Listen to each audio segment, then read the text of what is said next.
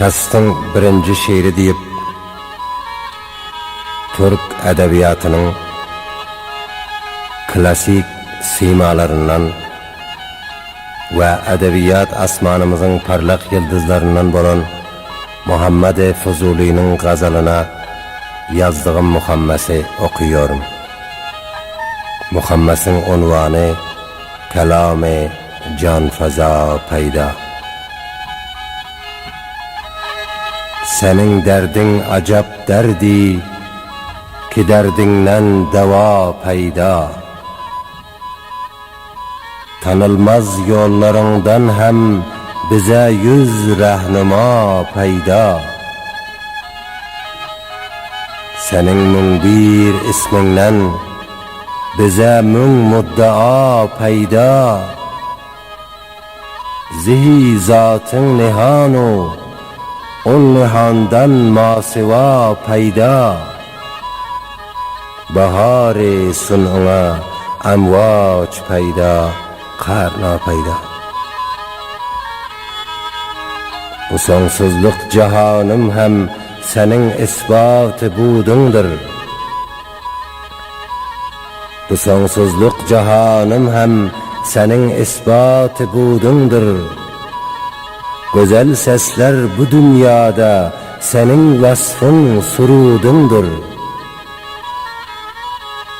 Heme lütfu inayetler, heme lütfu inayetler senin sahha vücudundur.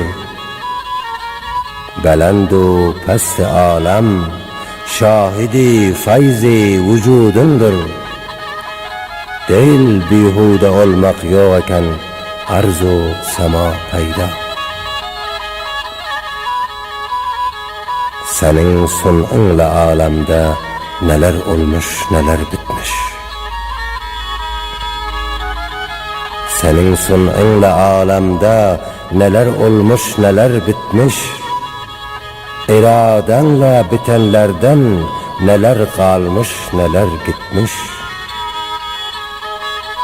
Kemal-i kudretinden zerreyi bir alemi tutmuş. Kemal-i kudretin izhar-ı hikmet kılmağa etmiş. Gubar-ı tireden ayine-i gitinima peyda. Gehi razi gehi bizar oldum can ile tenden. Gehi razi gehi bizar oldum can ile tenden. Gehi lütfu gehi kahru günah izhar olar benden. Gehi rahat gehi azar olar bir şahay gülden. Demadem aksalar meraat-ı alem kahru lütfundan. Onun için geh kaduret zahir eyler geh safa peyda. Gehi görsem iki insan bolar birbirine canan.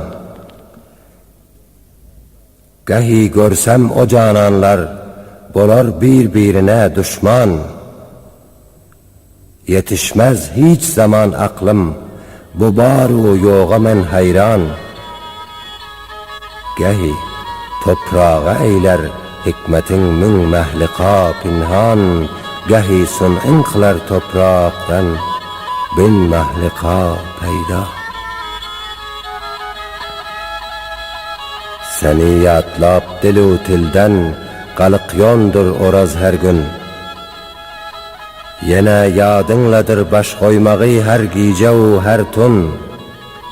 Sen ey Halık sen ey Rabbim ona daim şefkat sun. Nişan-ı şefkatindir kim olur izhar hemdin çün.